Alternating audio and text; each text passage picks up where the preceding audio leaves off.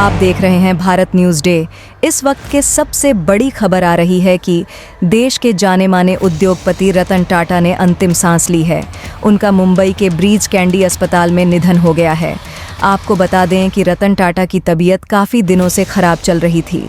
ऐसा कहा गया कि रतन टाटा मुंबई के ब्रिज कैंडी अस्पताल में भर्ती है, जहां उनका इलाज चल रहा था।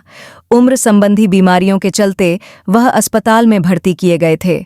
इस वक्त की बड़ी खबर, आपको बता दें कि टाटा समूह के चेयरमैन रहे रतन टाटा का निधन हो गया है। इस वक्त की बड़ी खबर, मार्च 1991 से दिसंबर 2012 तक टाटा समूह का उन्होंने नेतृत्व किया था। विदेश से पढ़ाई पूरी करने के बाद रतन टाटा पहली बार टाटा समूह की कंपनी टाटा इंडस्ट्रीज के बतौर असिस्टेंट शामिल हुए थे। उसके बाद उन्होंने कुछ महीनों तक जमशेदपुर में टाटा के प्लांट में ट्रेनिंग ली और ट्रेनिंग पूरी करने के साथ ही रतन टाटा ने अपनी जिम्मेदारियों को संभालना शुरू कर दिया था। साल 2008 में रतन टाटा को भारत सरकार ने देश के दूसरे सबसे बड़े नागरिक सम्मान पद्म विभूषण से सम्मानित किया था। आपको बता दें कि पिछले सोमवार से उनकी तबीयत नासाज चल रही थी। उन्हें मुंबई के ब्रीच कैंडी अस्पताल में भर्ती किया गया था। हालांकि बीच में उन्होंने खुद भी लिखा था कि मैं उम्र संबंधी बीमारियों के कारण अस्पताल में मेडिकल जांच करा रहा हूं। फिक्र की कोई बात नहीं है, मैं सही हूं।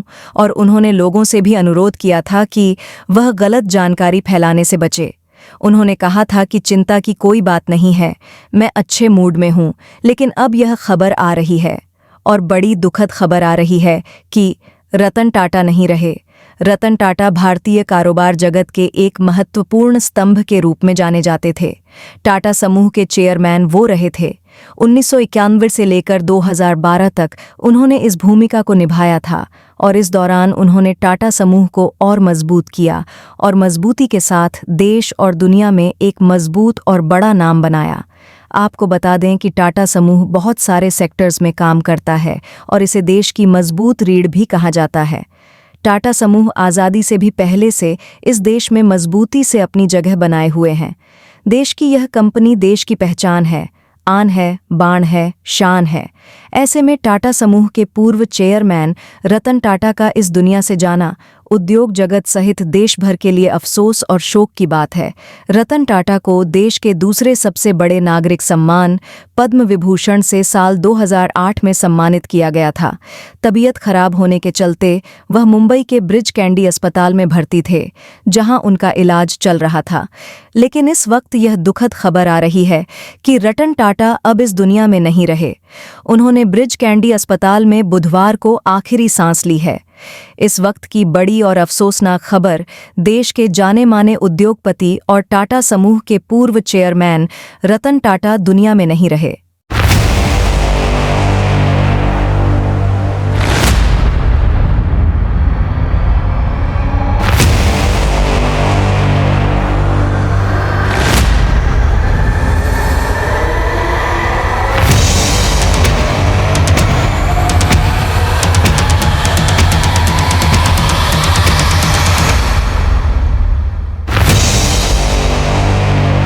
हमको ये हृदय विदारक समाचार सोशल मीडिया के थ्रू पता चला, तो हम लोग यहाँ पे इस घटना की सत्यता की जानकारी लेने के लिए आए थे।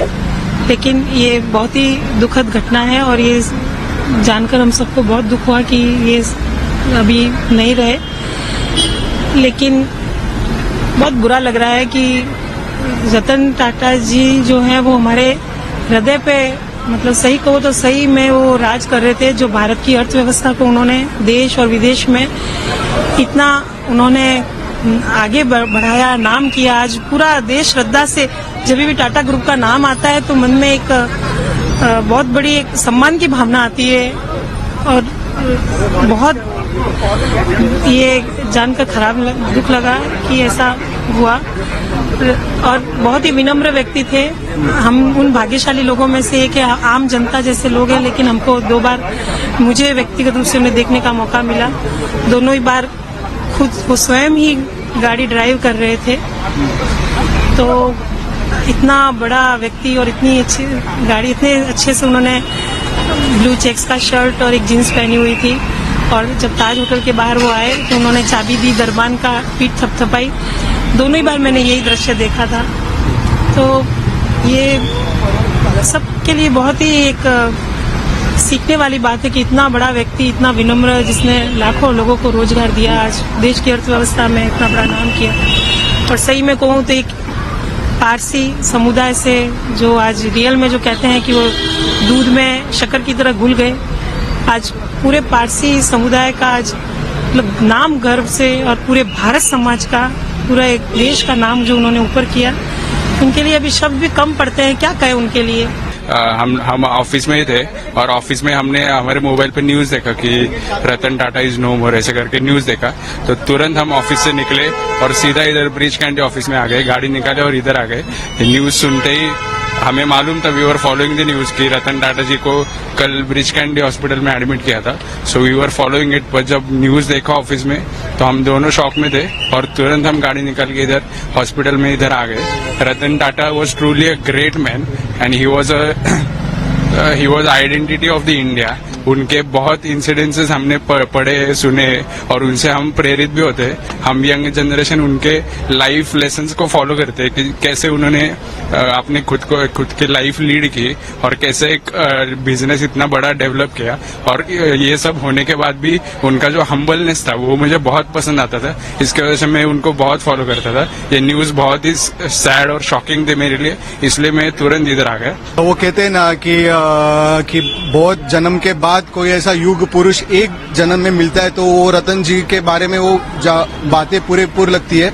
और जैसे बात पता चली कि रतन जी अपने साथ अभी नहीं है, तो वहां से जो दुख शुरू हुआ, तो उनको ट्रिब्यूट देने के लिए यहाँ पे हम लोग खड़े।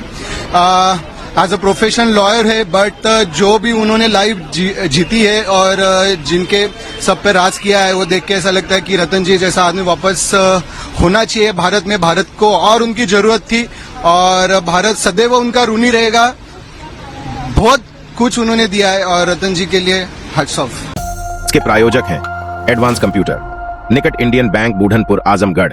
यदि आप अपनी बच्चे को कंप्यूटर की उत्तम शिक्षा देना चाहते हैं तो तुरंत संपर्क करें।